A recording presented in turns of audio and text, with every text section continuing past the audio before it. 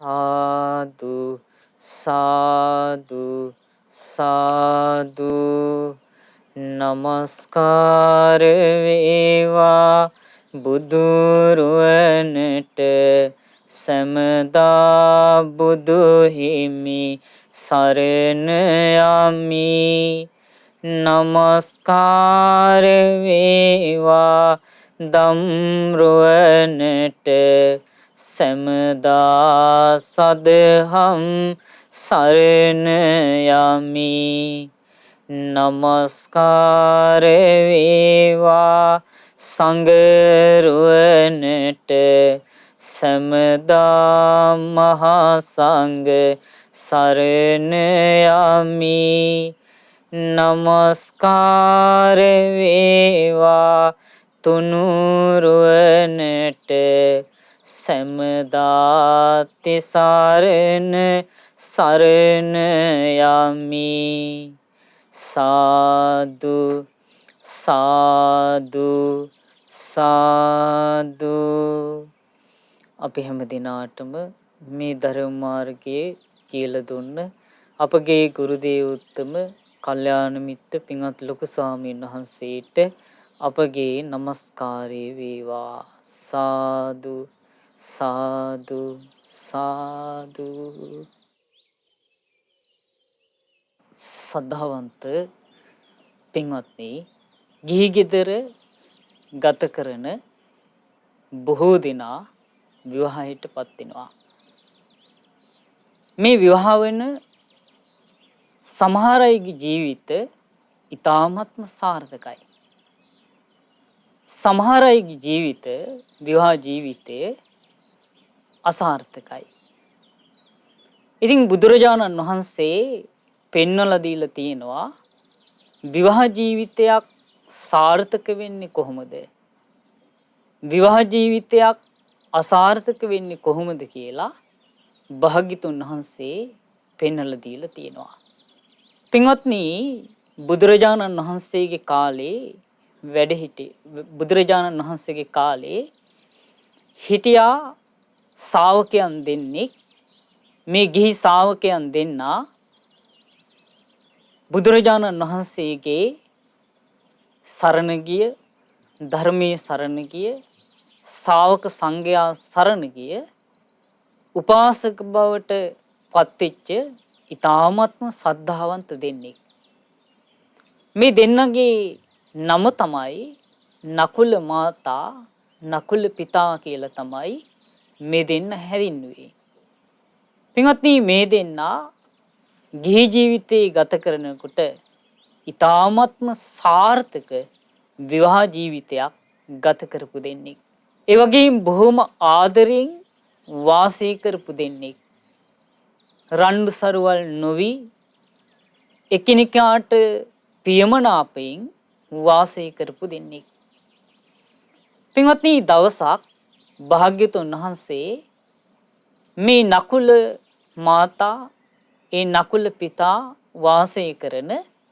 මේ නිවසට වැඩම කළා වැඩම කරාට පස්සේ මේ නකුල මාතත් නකුල පිතත් බුදුරජාණන් වහන්සේ ළඟට පැමිණිලා භාග්‍යතුන් වහන්සේට වන්දනා කළා වන්දනා කරලා පැත්තකින් වාඩි වෙච්ච මේ දෙන්නා ගෙන් අර නකුල මාතා අසා හිටියා ස්වාමීනි භාග්‍යතුන් වහන්සේ මම මේ නකුල පිතා මාව විවාහ කරගත්තේ ඊ타ත්ම කුඩා කාලේ යෞවන වයසේදී තමයි මම විවාහ කරගත්තේ. ඉතින් ස්වාමීනි මම මේ ගෙදරට ආවට පස්සේ මේ නකුල පිතා මට ඊ타ත්ම ආදරෙන් වාසය කරන්නේ. ස්වාමීනි මේ නකුල පිතා කවදාවත් මාව ඉක්මවා හිතින්වත් ගිහිල්ලා නැහැ. ස්වාමීනි කය ගැන කවර කතාවද කියලා ඇහුවා. ඉතින් ස්වාමීනි මං කැමති මේ ජීවිතේ අපි දෙන්නා මේ එකට දකින්න මම කැමතියි. ඒ වගේම මේ ජීවිත වගේම පරලෝ ජීවිතේත් අපි දෙන්නා එකට වාසය කරන්න දකින්න මං කැමතියි කියලා කිව්වා. ඊට පස්සේ මේ නකුල පිතා බුදුරජාණන් වහන්සේට කියා හිටියා ස්වාමීනි භාග්‍යතුන් වහන්සේ මේ නකුල මාතා මේ කුඩා වයසේදීම භද්‍ර අවුවනේදීම තමයි මං විවාහ කරගත්තේ. ඉතින් ස්වාමීනි භාග්‍යතුන් වහන්සේ මේ නකුල මාතාවත් කවදාවත් හිතින්වත් මාව ඉක්මවාගේ නැහැ. කයින් වනාහි කවර කතාද? ස්වාමීනි මමත් කැමති මේ ජීවිතේත් පරලෝ ජීවිතේත් අපි දෙන්න එකට මුණ ගැහෙන්න කියලා මේ නකුල පිතා බුදුරජාණන් වහන්සේට කියා හිටියා. ඊට පස්සේ මේ දෙන්නා බුදුරජාණන් වහන්සේගෙන් ඉල්ලා හිටියා ස්වාමීනි භාග්‍යතුන් වහන්සේ අපට මේ ජීවිතේත් පරලෝ ජීවිතේත් එකිනෙකා මුණ ගැහෙන්නට ධර්මයේ කියා දෙන්න කියලා. ඒ වෙලාවේ බුදුරජාණන් වහන්සේ දේශනා කොට වදාලා උන්වහන්සේ වදාලා කරුණු 4ක් දිනු කරගත්තොත් එහෙම ඒ දෙන්නට පුළුවන්කම ලැබෙනවා මේ ජීවිතේත් පරලෝ ජීවිතේත් එකිනෙකා මුණ ගැහිමින් සතුටින් වාසය කරන්න. පින්වත්නි දැන් අපිට මේ ලෝකේ දිහා බැලුවම හොඳට පේරෙන කාරණයක් තමයි බොහෝ දෙනාගේ විවාහ ජීවිත අසාර්ථකයි. බොහෝ දෙනාගේ විවාහ ජීවිත අවසානයේ දික්කසාදෙන් අවසන් වෙලා යනවා. සමහර අය බැඳලා අවුරුද්දෙන් හමාරෙන් එයාගේ ජීවිතය අවසන් වෙලා යනවා. සමහර අය මේ භද්‍ර යෞවනයේදීම ඒ කට්ටියගේ ජීවිතය මේ විවාහ ජීවිතේ අසාර්ථක වෙනවා. සමහර අය මැදි වයසේදී. සමහර අය වයසට ගිහිල්ලා දික්කසාද වෙනවා. මේකට හේතුව තමයි පින්වත්නි දෙන්නා තුළ බොහෝ දුරට සැක ඇතිවීම තමයි විවාහ ජීවිතය අසාර්ථක වෙන්න හේතුව. ඒ වගේම දෙන්නගේ අනෝබෝධය විවාහ ජීවිතය අසාර්ථක වෙන්න ප්‍රධාන හේතුවක්. ඒ වගේම දුස්සීල භව පින්වත්නි දෙන්නගේ විවාහ ජීවිත අසාර්ථක වෙන්න ප්‍රධාන හේතුවක්. පින්වත්නි භාග්‍යතුන් වහන්සේ පෙන්වලා දීලා තියෙනවා මේ ලෝකේ පුජ්‍යලයන් 4 දෙනෙක් ඉන්නවා කියනවා. සමහර බුදුරජාණන් වහන්සේ වදාලා සමහර උදවිය මලමිනී වගේ. මලමිනියත් එක්ක එකතු වෙන අය ඉන්නවා කියනවා. විවාහ ජීවිතේ මලමිනියක් විදිහට වාසය කරමින් මලමිනියක් එක්ක එකතු වෙන අය ඉන්නවා කියනවා. ඒ වගේම සමහර අය ඉන්නවා කියනවා මලමිනියක් හැබැයි දෙවිදුවක් එක්ක එකතු වෙනවා කියනවා. සමහර අය ඉන්නවා කියනවා දෙවිදුවක් හැබැයි මලමිනියක් එක්ක එකතු වෙනවා කියනවා. ඒ වගේම බුදුරජාණන් වහන්සේ දේශනා කොට වදාලා සමහර අය ඉන්නවා කියනවා මේ දේව පුත්‍රයෙක් මලමිනියක් එක්ක එකතු වෙනවා කියනවා. ඒ වගේම බුදුරජාණන් වහන්සේ වදාලා දේව පුත්‍රයෙක් දෙවිදුවක් එක්ක එකතු වෙනවා කියනවා. ඊළඟට බුදුරජාණන් වහන්සේ පෙන්වලා දෙනවා කොහොමද මේ මලමිනියක් එක්ක එකතු වෙන්නේ. බුදුරජාණන් වහන්සේ වදාලා සමහර මේ ගිහි ගෙදර වාසය කරන මේ විවාහයටපත් වුණ අයගෙන් ස්වාමි පුරුෂයා ඉන්නවා එයා ප්‍රාණඝාතය කරන කෙනෙක්. ඒ වගේම සොරකම් කරන කෙනෙක්. වැරදි කාම සේවනය කරන කෙනෙක්. ඒ වගේම බොරු කියන කෙනෙක්. කේලම් කියන කෙනෙක්. පරුස වචන කියන කෙනෙක්. හිස් වචන කියන කෙනෙක්. ඒ වගේම අන්සතු දෙයට ආසා කරන කෙනෙක්. ඒ වගේම දේශෙන් වාසය කරන කෙනෙක්. මිත්‍යා දෘෂ්ටික කෙනෙක්. පාපී දේවල් වලින් යුක්ත කෙනෙක්. දුස්සීල කෙනෙක්. ඒ වගේම මසුරු මල සහිතව වාසය කරන කෙනෙක්. ලෝභී කෙනෙක්. ඉන්නේ මෙහිම කෙනෙක් පින්වත්නි විවාහ කර ගන්නවා ඒ වගේම මේ දුස්සීල පවිතු කෙනෙක්ව. ඒ කියන්නේ බිරිඳත් ප්‍රාණඝාතය කරනවා. සොරකම් කරනවා. වැරදි කාම සේවනයේ යෙදෙනවා. බොරු කියනවා. කේලම් කියනවා. පරුස වචන කියනවා. හිස් වචන කියනවා. අන්සතු දෙයට ආසා කරනවා. දේශෙන් වාසය කරනවා. මිත්‍යා දෘෂ්ටිකයි. දුස්සීලයි. පාපී ගතිගුණයන්ගෙන් යුක්තයි. ඒ වගේම ලෝභකමින් යුක්තයි. බුදුරජාණන් වහන්සේ වදාලා මලමිනිහක් එක්ක එකතු වුණා වගේ කිව්වා. ඒ විදිහට වාසය කරන බොහෝ දෙනා අද සමාජයේ ඉන්නවා. පින්වත්නි, ඒ අයගේ ජීවිත බොහෝ සෙයින් අසාර්ථකයි. ඒ අයගේ ජීවිත මේ විවාහ ජීවිතේ සමහරට ගත කළත් සතුටකින් එයට වාසය කරන්න බෑ. මේ දුස්සීලභාවයෙන් හේතු කරගෙන තමාරලාට ස්වාමි පුරුෂයා බිරිඳ සැක කරනවා. බිරිඳ ස්වාමි පුරුෂයා සැක කරනවා. රණ්ඩු සරුවල් වෙනවා. මේ උයාගත්ත බත්පත කන්න බැරි වෙන විදිහට රණ්ඩු සරුවල් වෙලා දුකසේ වාසය කරනවා. ඒකට හේතුව පින්වත්නි මේ ගුණයේ නැතිකමයි. බුදුරජාණන් වහන්සේ වදාලා මේ විවාහ ජීවිත තියෙනවා මලමිනියක් එක්ක එකතු වුණා වගේ. ඒ වගේම සමහර බුදුරජාණන් වහන්සේ වදාලා සමහර අය ඉන්නවා මලමිනියක් දෙවිදුවක් එක්ක එකතු වුණා වගේ කියලා. සමහර ස්වාමි පුරුෂයන් ඉන්නවා ඒ අය ප්‍රාණඝාතය කරනවා. සොරකම් කරනවා. වැරදි කාම සේවනයේ දෙනවා. බොරු කියනවා. ඒ වගේම කේලම් කියනවා, පරුස වචන කියනවා, හිස් වචන කියනවා, අන්සතු දෙයට ආසා කරනවා. ඒ වගේම දේශෙන් වාසය කරනවා, මිත්‍යා දෘෂ්ටික වාසය කරනවා, පාපී දේවල් වලින් යුක්තව වාසය කරනවා. ඒ වගේම ලෝභකමින් යුක්තයි. හැබැයි බිරිඳ ඉන්නවා එයා බොහෝම සිල්වත් ගුණවත් කෙනෙක්. සත්තු මරන්නේ නැහැ. සොරකම් කරන්නේ නැහැ.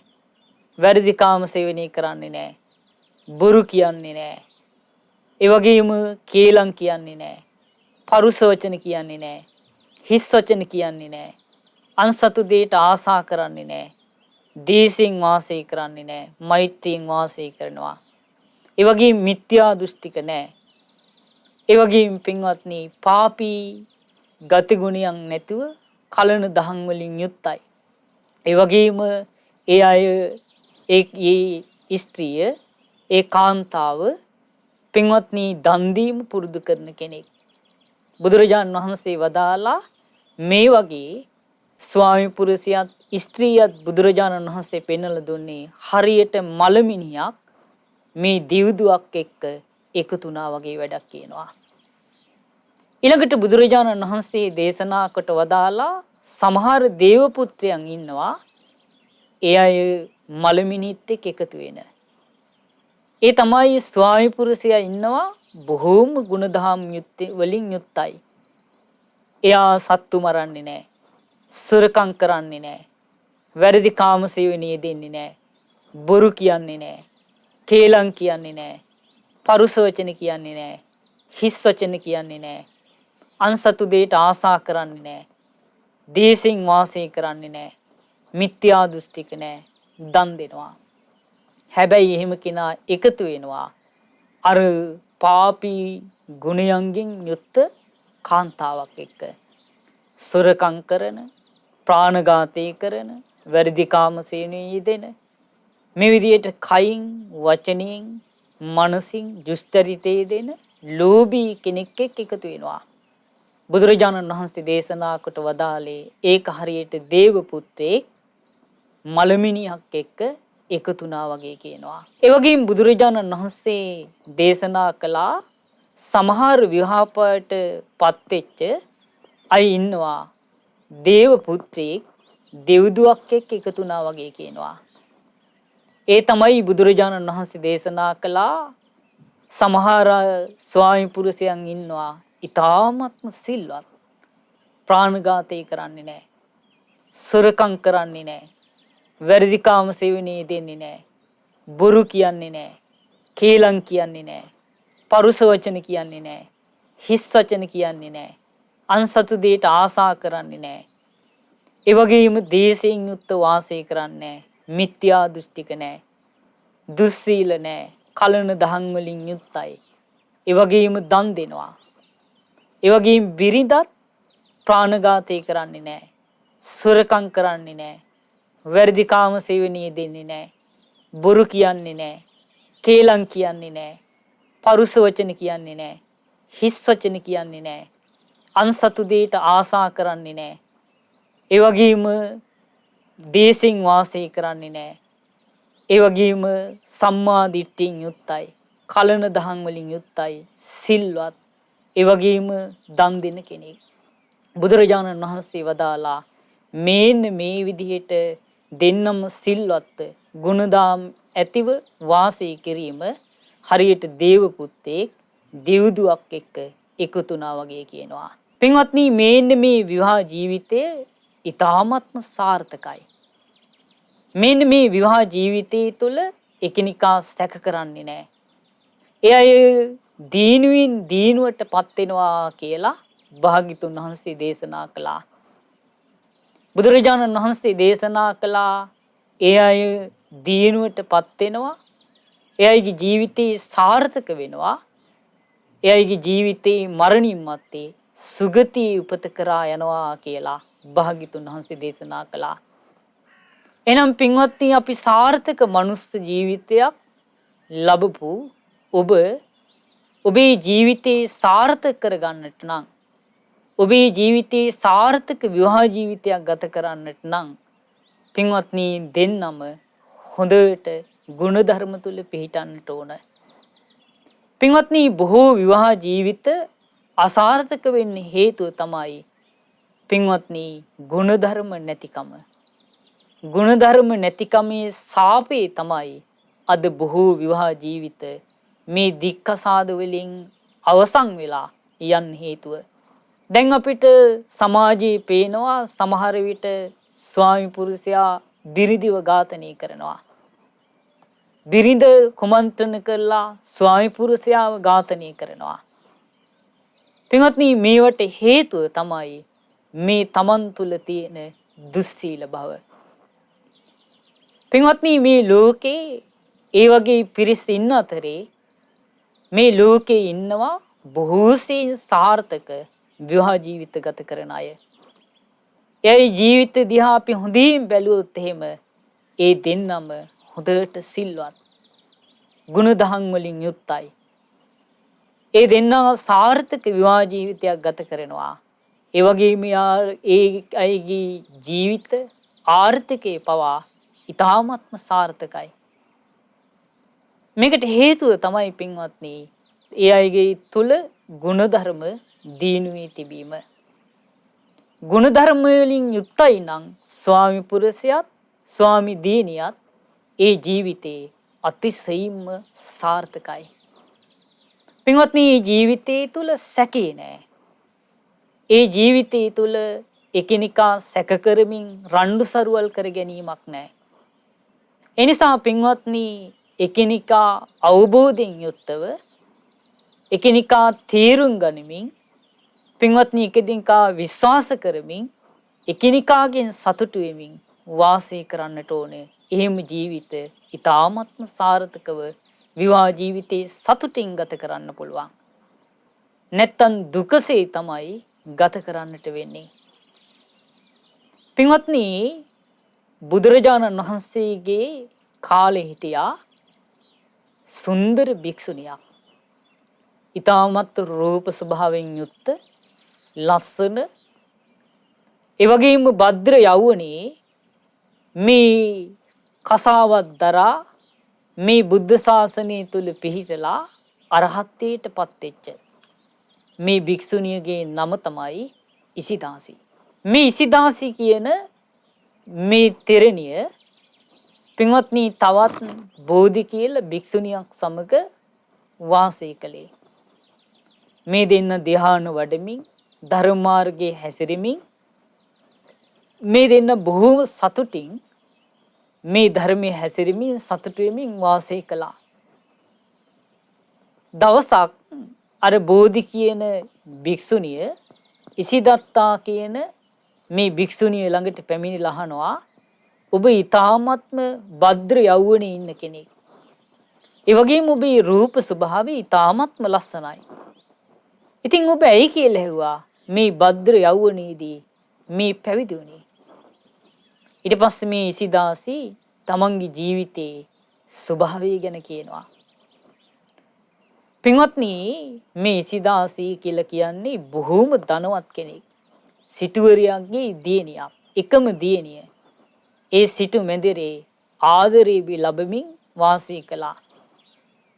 භද්‍ර යෞවනී ගත කරනකොට මේ ඉසිදාසිගේ පියා තීරණය කළා මෙයා විවාහ කරලා දෙන්න ඕනි කියලා. මෙයා විවාහ කරලා දෙන්න ඕනි කියලා තීරණය කරලා මේ කට්ටිය වගේම හොඳ ආර්ථිකයක් තියෙන, හොඳ ධනයක් තියෙන, පෞල් පසිබුමක් තියෙන සිටු පුත්‍රයෙකුට මේ ඉසිදාසි විවාහ කරලා දුන්නා. පින්වත්නි මේ ඉසිදාසි කියලා කියන්නේ බොහෝම ගුණ තිබ්බ කෙනෙක්. මේ ඉසිදාසි තමන්ගේ ස්වාමි පුරුෂයා නිදාගත්තයින් පස්සේ තමයි නිදාගන්නේ. ස්වාමි පුරුෂයා ඇහැරෙන්න ඉස්සෙල්ලා ඇහැරෙනවා. ස්වාමි පුරුෂයා එනකොට ආසනෙන් නැගිටිනවා. ස්වාමි පුරුෂයාගේ අම්මයි තාත්තයි ළඟට ගිහිල්ලා උදේ හවස වන්දනා කරනවා.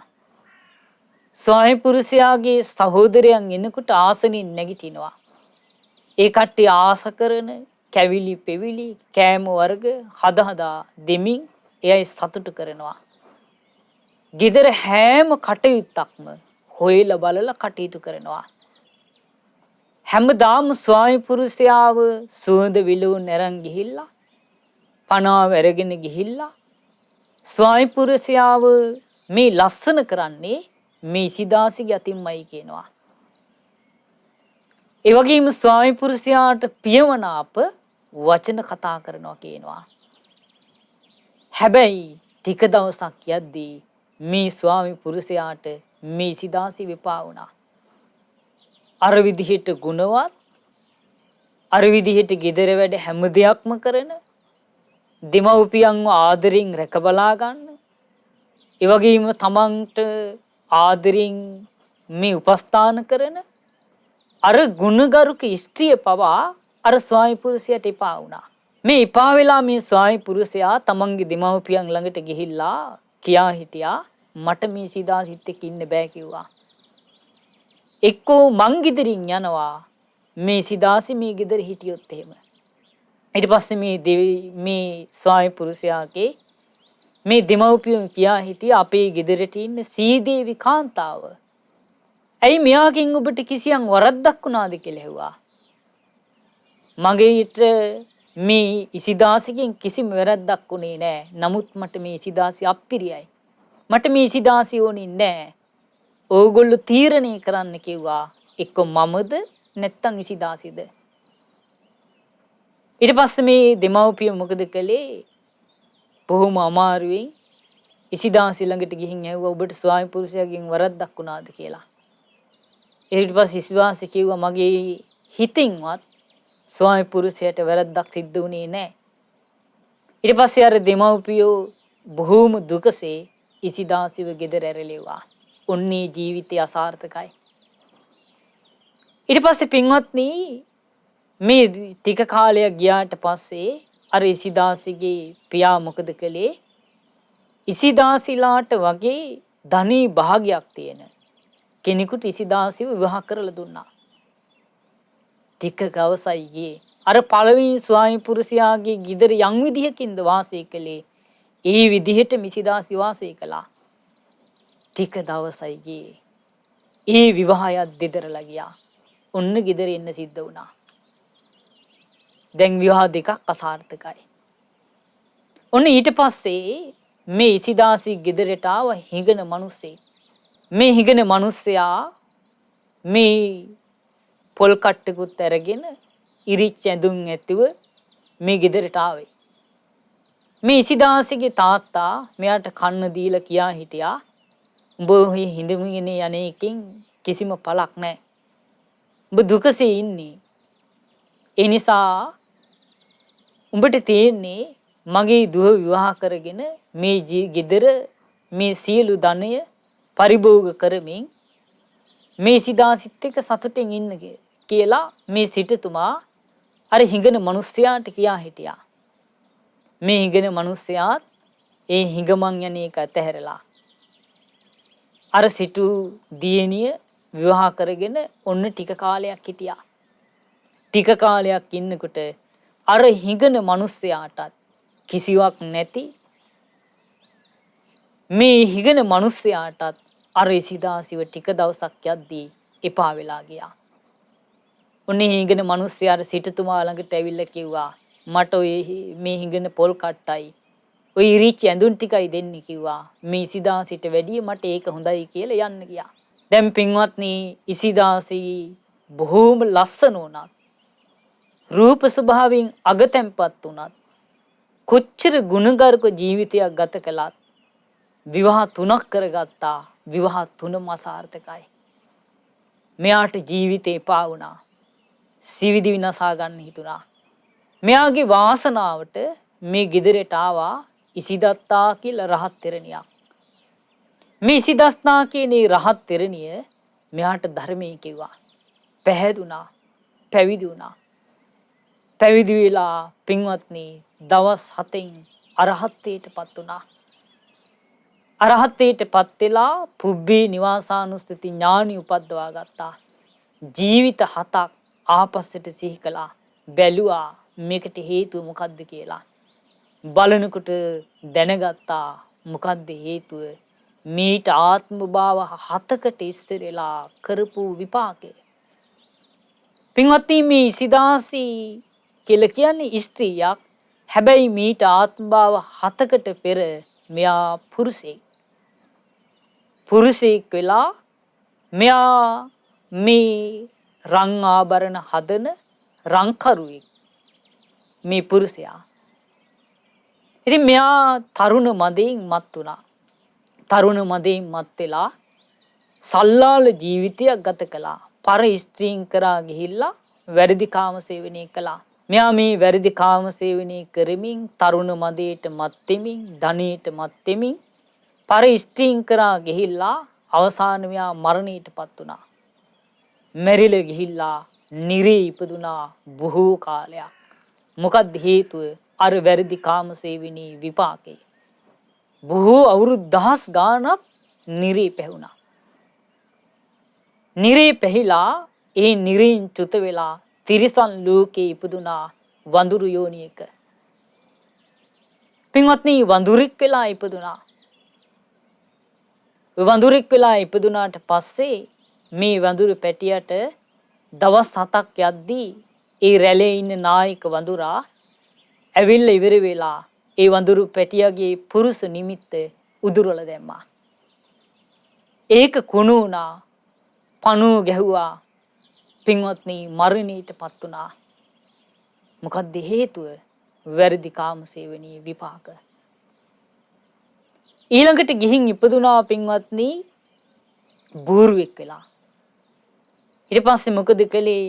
මේ බූරුවෙක් වෙලා ඉපදිලා බර අදිමින් ගුටි කමින් දුකසේ වාසය කළා. ටික දවසක් යද්දී මෙයාගේ කෝස තැළුවා. ඒක කුණු වුණා. පණුව ගැහුවා. මරණයටපත් වුණා. මොකද්ද මේ? වැරදි කාම සේවනයේ විපාක. ඊළඟට පින්වත්නි මෙයා ගිහිල්ලා ඉපදුනා. මෙයා ගිහිල්ලා ගවයෝනි ඉපදුනා. උසබෙක් වෙලා. ඊට පස්සේ ඒ ජීවිතේ කෝස තලලා අර විදිහට පණුව ගහලා මරණයටපත් වුණා. මොකද්ද මේ? වැරදි කාම සේවනයේ විපාක. ඊළඟට ගිහිල්ලා වැඩකාර කමේ යෙදෙන ස්ත්‍රියගේ කුසේ ඉපදුනා. කුසේ ඉපදුනාට ස්ත්‍රියෙකුත් නෙවෙයි පුරුෂයෙකුත් නෙවෙයි නපුංසකෙක්. කොමක්ද හේතුව? වැරදි කාම සේවනයේ විපාක. ඊළඟට පින්වත්නි ගිහිල්ලා ඉපදුනා ඒකින් චුත වෙලා ස්ත්‍රියක් වෙලා. දුප්පත් ස්ත්‍රියක් වෙලා ඉපදුනා. ගැල්කරුවගේ දුවෙක් වෙලා. මේ අය බොහෝම දුප්පත්. ණය ගත්තා. ණය ගෙවා ගන්න බෑ. ණයකාරය ඇවිල්ලා මොකද කළේ? අර ගැල්කරුවගේ අර දුව අරගෙන ගියා. අරගෙන ගිහිල්ලා ඉවර වෙලා පින්වත්නි මෙයා මොකද කළේ? එයාගේ ළඟ වැඩකාරකමට ගත්තා. මේ අර ණය ගත්ත කෙනාගේ හිටියා ස්වාමි දියණිය. මේ ස්ත්‍රිය මොකද කළේ? අර කෙනාගේ ස්වාමි දියණියත් මේ දෙන්න අතර ભેද බින්න වෙන විදිහට කේලම් කියන්න පටන් ගත්තා. කේලම් කියලා අර පෞල් ජීවිතය අසාර්ථක කළා. අසාර්ථක කළ රණ්ඩු සරුවල් ඇති කරා. ભેද බින්න වෙන විදිහට කටයුතු කළා. ඊළඟ ආත්මේ ඒකෙන් චුත වෙලා තමයි අර සිටු මාලිගාවේ සිටු දියණිය වෙලා ඉපදුනේ. විවාහ 3ක් කරගත්තා. විවාහ ජීවිතය අසාර්ථකයි. බලන්න පින්වත්නි කර්ම විපාක අපේ පස්සෙන් එන හැටි. අපි වැරදි කාම සේවනයේ කළොත් අපේ ජීවිතත් ඒ ස්වභාවයටපත් වෙනවා. ඒ වගේම අපි අනිත් අයගේ විවාහ ජීවිත කේලම් කියමින් හොඳට ඉන්න අයව ભેද බින්න කළොත් පින්වත්නි අපිටත් සිද්ධ වෙනවා මේ ජීවිතේ අපි ඔය කේලමක් කියලා සතුටු වුණා වගේ නෙවෙයි. ඉපදෙන වාරයක් පාසා අපි විවාහ ජීවිත ගත කරන්න උනොත් ඒ ජීවිත අසාර්ථක වෙලා යනවා. බලන්න අර කේලම් කීප එකේ විපාකයක් හැටියට ඊළඟ ජීවිතේ විවාහ වුණා. විවාහ 3ක් කරගත්තා. ගුණකරුක වාසය කළා. හැබැයි ස්වාමි පුරුෂයාට ඉපා වුණා. කර්ම විපාක. එනිසා පින්වත්නි හොඳට විවාහ ජීවිතයක් ගත කරන අය දිහා බලලා ඒ අයට ඉරිසියා කරන්නට යන්න එපා. එයා ඉරිසියා කරලා ඒ අයගේ විවාහ ජීවිත කඩාකප්පල් කරන්න එපා. ඒ අයව හොඳින් සතුටින් ගත කරනවා දැකලා සතුටු වෙන්න. ඔබට ඒක හේතු වෙනවා ඊළඟ ජීවිතේ සාර්ථක විවාහ ජීවිතයක් ගත කරන්න. එහෙම නැත්තම් අර ભેද බින්න කරලා විවාහ ජීවිත කඩාකප්පල් කළොත් Tamanටත් උරුම වෙන්නේ ඒ දෙයමයි. අපි වපුරන දේ තමයි පින්වත්නි අපිට අස්වැන්න හැටියටත් ලැබෙන්නේ. ඒ නිසා මේ දේ අපි හොඳට මතක තියාගන්නට ඕන. එහෙනම් පින්වත්නි අපිට සාර්ථක විවාහ ජීවිතයක් පත් කරගන්න අපිට පෙර සසරේ පිනත් හේතු වෙනවා. අපි රැස් කරගත්තු පිනත් හේතු වෙනවා. සමහර අයගේ ජීවිතේ අසාර්ථක වෙන්න එයාට සමහර වෙලාවට එයා සසරේ කරපු දේ බලපානවා. හැබැයි එහෙම කියලා මේ හැමදේම සසරට දාන්න බෑ. ගොඩාක් ප්‍රශ්න වලට හේතුව තමයි මේ ජීවිතේ මේ අපි ගත කරන ස්වභාවයට අනුව.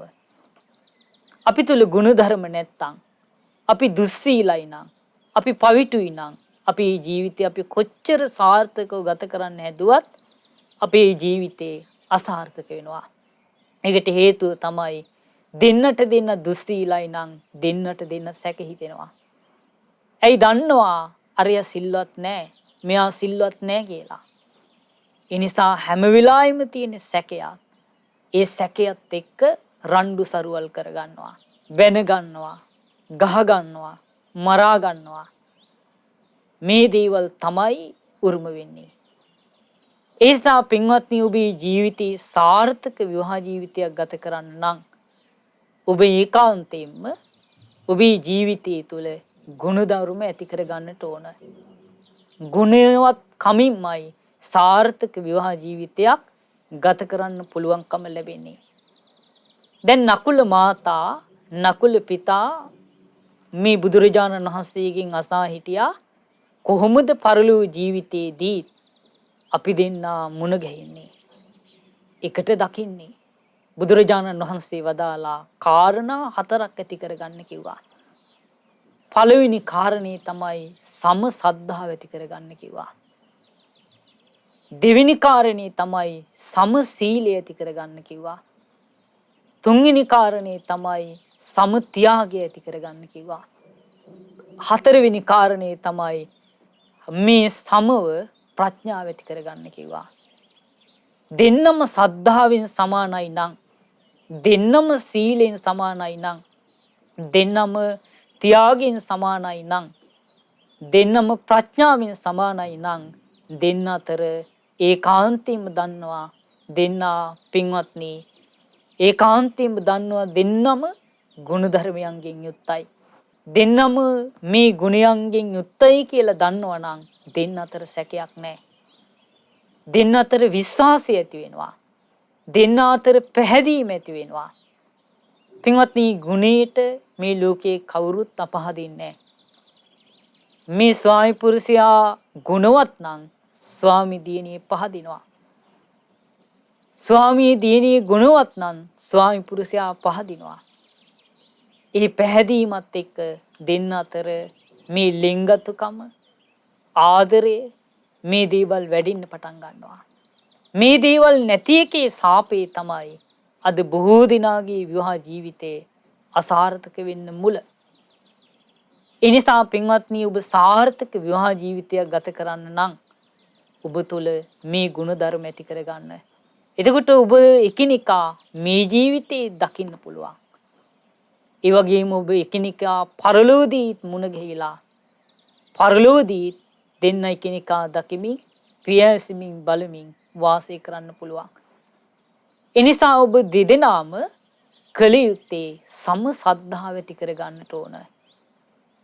පින්වත්නි අපිට පරලෝකදී පිහිට පිණිස පවතින්නේ මේ ජීවිතය ඇති කරගන්න ගුණධර්ම. අපි පරලෝක මරණයට පත් වෙනවත් එක්කම අපි ආයමත් සුගතියේ උපත කරා යන්නේ මේ ජීවිතය අපි ගුණධර්ම ඇති කරගත්තොත්. අපේ ජීවිතය අපි ගුණධර්ම දිනු කරගත්තේ නැත්නම් එකිනෙකා කොහේ උපදීද කියලා කාටවත් හොයන්න බැරි වෙනවා. සමහරලාට අර විදිහට බිරිඳ සිල්වත් නම් ස්වාමි පුරුෂයා දුස්සීලයි නම් බිරිඳ සුගතිය යනවා. ස්වාමි පුරුෂයා දුගතිය යනවා. කොහේ මුණ ගැහෙන්නද? ස්වාමි පුරුෂයා සිල්වත් බිරිඳ දුස්සීලයි නම් පින්වත්නි ඒ දෙන්නා ස්වාමි පුරුෂයා සුගතිය යනවා බිරිඳ දුගතිය යනවා. කොහේ මුණ ගැහෙන්නද? පින්වත්නි ඒ වගේම ස්වාමි පුරුෂයා දුස්සීලයි නම් ස්වාමි දියණියක් දුස්සීලයි නම් දෙන්නම දුගතිය යනවා දුක් විඳ විඳ ඉන්නව විනක්කා කොහේ එකතු වීමක් ලබන්නද? එනිසා පින්වත්නි ගුණධර්මයන්ගෙන් යුක්තයි තමයි මේ ජීවිතේ වගේම පරලෝ ජීවිතේ යහපත් උපත කරා යන්නේ යහපත් ජීවිතේ ලබන්නේ ඒකේ විපාකයේ හැටියට තමන්ට සොඳුරු ජීවිතයක් ලැබෙන්නේ. පරලෝකදී මේ විදිහට ගුණධර්මයෙන් යුක්ත කෙනා බුදුරජාණන් වහන්සේ වදාළා සුගතිය උපත කරා යනවා.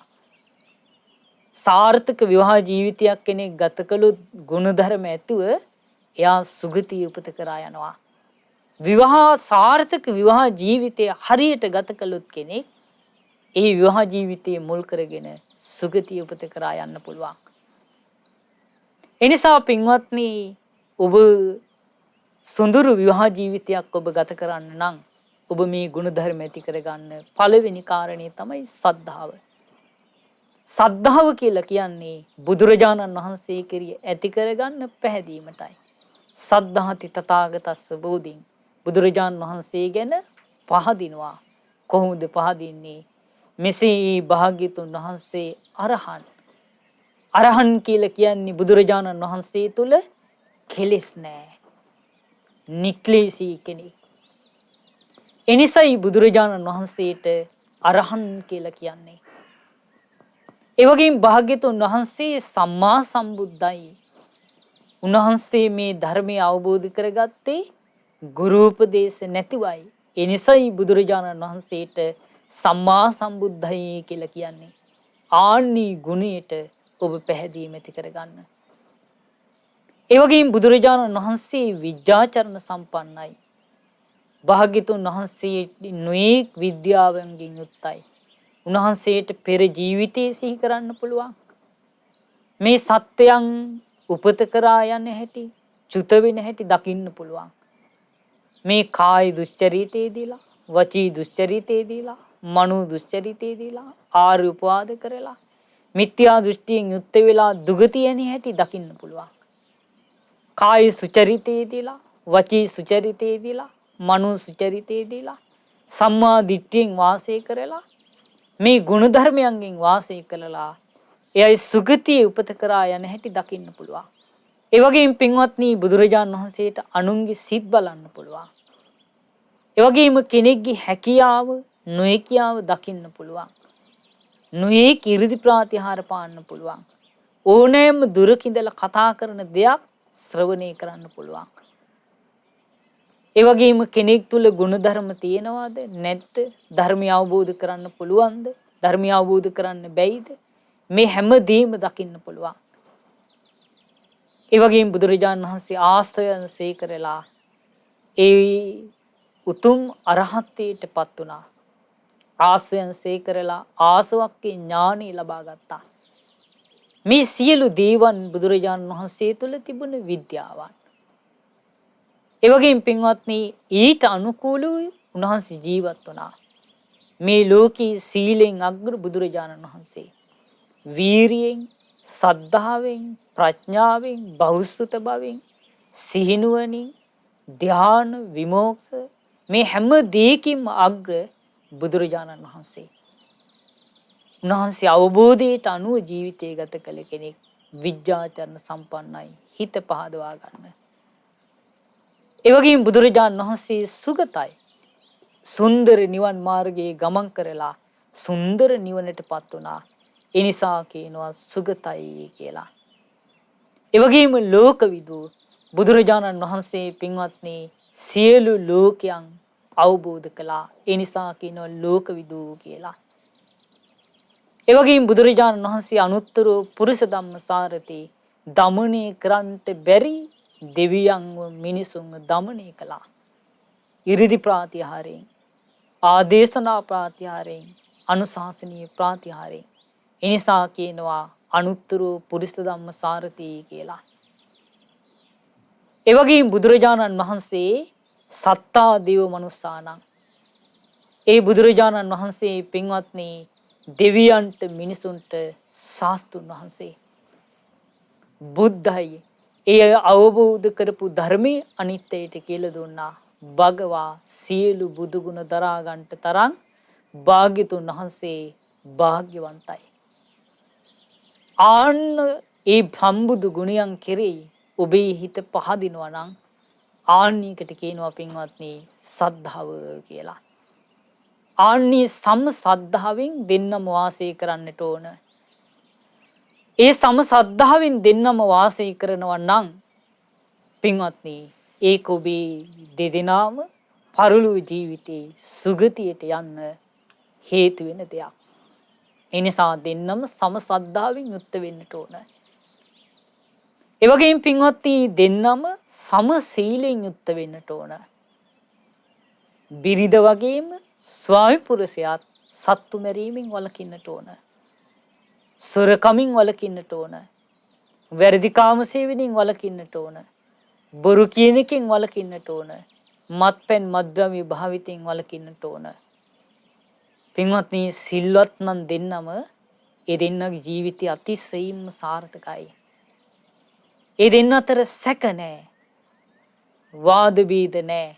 එකිනෙකා චෝදනා කර ගැනීම නැහැ.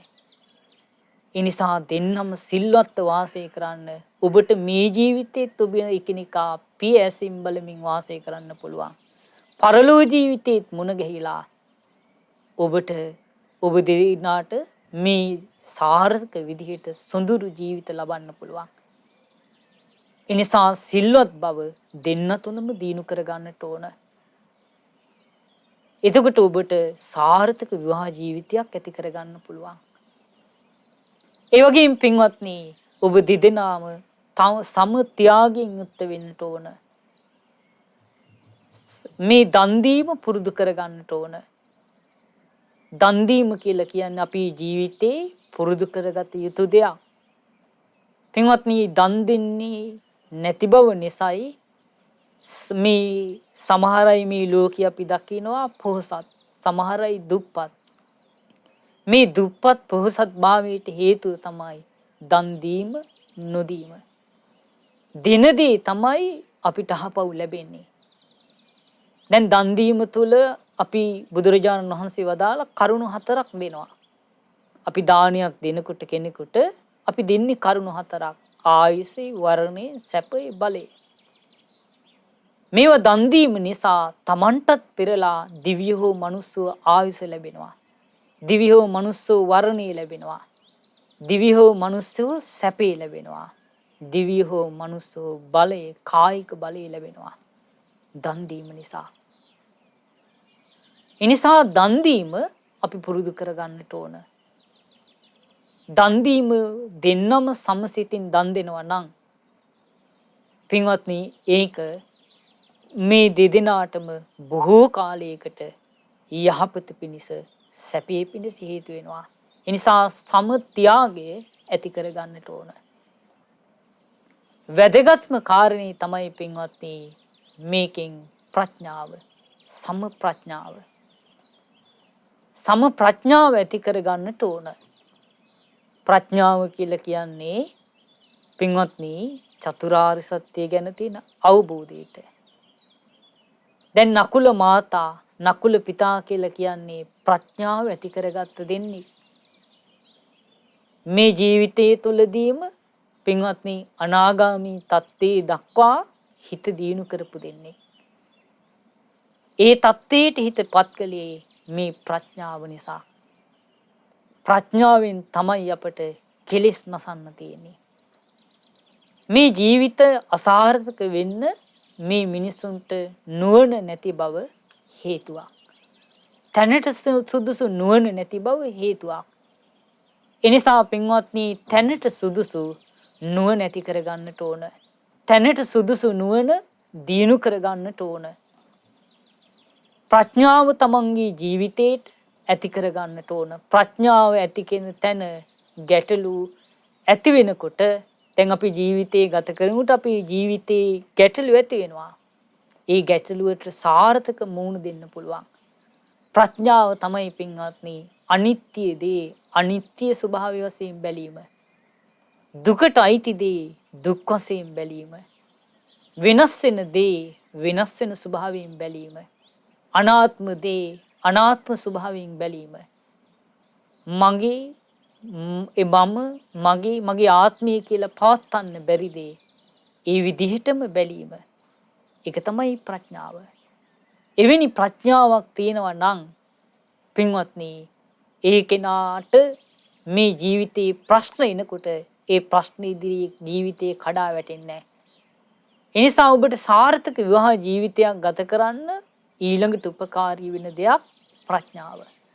මේ ජීවිතේ ඔබට සාර්ථක වෙන්න මේ ගුණධර්ම හේතු වෙනවා.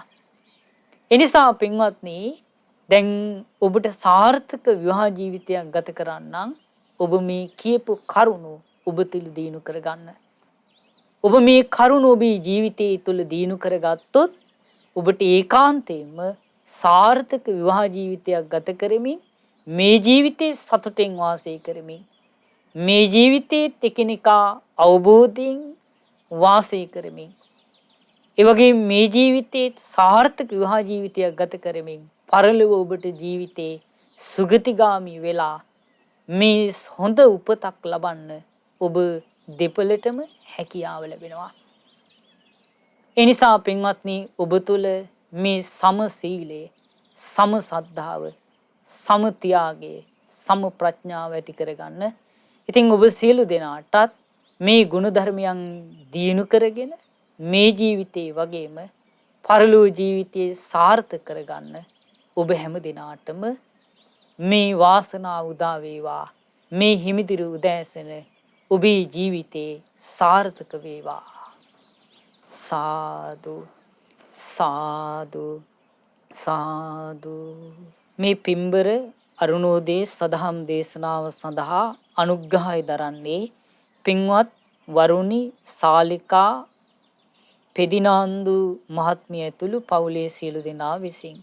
ඉතින් අපි රැස් කරගත්තු සියලුම පුණ්‍ය ධර්මයන් අපි පළමුවෙන් අනුමෝදන් කරමු. සියලුම පින් කැමති දෙවියන්ට සියලු දෙවියෝ මේ පින් දැකබලා සතුටින් අනුමෝදන් වෙත්වා. දිව්‍යංගේ දිව්‍ය සීසුරු වර්ධනය කරගනිත්වා. දෙවියෝද අමා මහ නිවනින් සැනසෙත්වා. සාදු සාදු සාදු.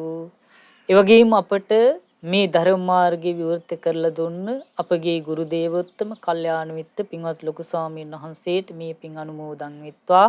පින්වත් ලොකු ස්වාමීන් වහන්සේට චතුරාර්ය සත්‍ය ධර්මය අවබෝධ කරගන්නට වාසනාව උදා වේවා. සාදු සාදු සාදු. ඒ වගේම රැස් කරගන්නට යෙදුන සියලුම පුණ්‍ය ධර්මයන් 2015 මාර්තු මාස 21 වෙනි දින මිය පරලොව ගිය නීල් චන්දසිරි පෙදිනාන්දු පියාණන්ට සහ 2014 ජූලි මාස 21 වෙනි දින මිය පරලොව ගිය වයි ප්‍රේමලතා පෙදිනාන්දු මෑණියන්ට මේ පින් අනුමෝදන් වෙත්වා. ඒ වගේම අද මේ ධර්ම දානයේ සඳහා අනුග්‍රහය දැක්වූ ඒ සීල පින්තුන් නමින් මිය පරලොව යන්නට යෙදුන සියලුම ඥාතීන්ට මේ පින් අනුමෝදන් වෙත්වා.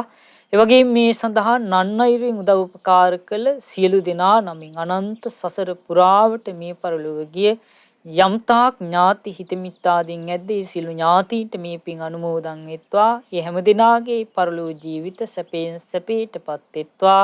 සසර දුකින් අත මිදෙන්න මේ පින් උපකාරී වෙත්වා. සාදු සාදු සාදු. ඒ වගේම රැස් කරගන්නට යෙදුන සීලෝම් පුණ්‍ය ධර්මයන් මිලුනි ලියානා මල්වැන්න සහ සචින් වින්දුනු මල්වැන්න යන ඒ දූ දරුවන්ට මේ පින් අනුමෝදන් වෙත්වා. ඒ දරුවන්ගේ අධ්‍යාපන කටයුතු සාර්ථක කර ගැනීම පිණිසත් කල්යාණ මිත්‍ර ඇසුර ලැබීම පිණිසත් මේ පින් උපකාරී වෙත්වා. සාදු සාදු සාදු. ඒ වගේම රැස් කරගන්නට යෙදුන සියලුම පුණ්‍ය ධර්මයන් වරුණි සාලිකා පෙදිනාන්දු මහත්මිය තුළ ඒ පවුලේ සියලු දෙනාට මේ පින් අනුමෝදන් වෙත්වා. ඒ වගේම මේ ධර්ම දේශනාව සඳහා දායකත්වයේ දරූ ඒ සීල පින්තුන්ටත් ඒ වගේම නන්නයුරින් උදව් උපකාර කළ සීල පින්තුන්ට මේ පින් අනුමෝදන් වෙත්වා. ඒ හැම දිනාට මේ පින් අනුමෝදන් වෙලා හැම දිනා නිදුක් වෙත්වා, නිරෝගී වෙත්වා, සුවපත් වෙත්වා. ඒ හැම දිනාටද චතුරාර්ය සත්‍ය ධර්මයේ අවබෝධ කර ගැනීමේ වාසනාව උදා වෙත්වා. සාදු සාදු සාදු. ඒ වගේම රැස් කරගන්නට යෙදුන සියලුම පුණ්‍ය ධර්මයන් මහමෙවුනා වාසී සීල ස්වාමීන් වහන්සේලාටත් රට ලෝකවාසී සීල ස්වාමීන් වහන්සේලාටත් අනගාരികා මෑණියන් වහන්සේලාටත් පැවිදි අපේක්ෂක සියලුම දූපුතුන්ටත් සද්ධාකාරී මණ්ඩලයේ සියලු දෙනාටමත් මේ පින් අනුමෝදන් වෙත්වා. ඒ හැම දිනාටද චතුරාර්ය සත්‍ය ධර්මය අවබෝධ කර ගැනීමේ වාසනාව උදා වෙත්වා. සාදු සාදු සාදු. ඒ වගේම සද්ධා ධර්ම දාන සමාජිකත්වයේ දරන සියලු පින්තුන්ට මේ පින් අනුමෝදන් වෙත්වා. ඒ හැම දිනාටද චතුරාර්ය සත්‍ය ධර්මය අවබෝධ කර ගැනීමේ වාසනාව උදා වෙත්වා. සාදු සාදු සාදු. හැම දිනාටම තෙරුවන් සරණයි. නමෝ බුද්ධාය. මෙවැනි වටිනා ධර්ම දේශනා ශ්‍රවණය කිරීමට ශ්‍රද්ධා ඩේලි YouTube චැනලය සබ්ස්ක්‍රයිබ් කරන්න.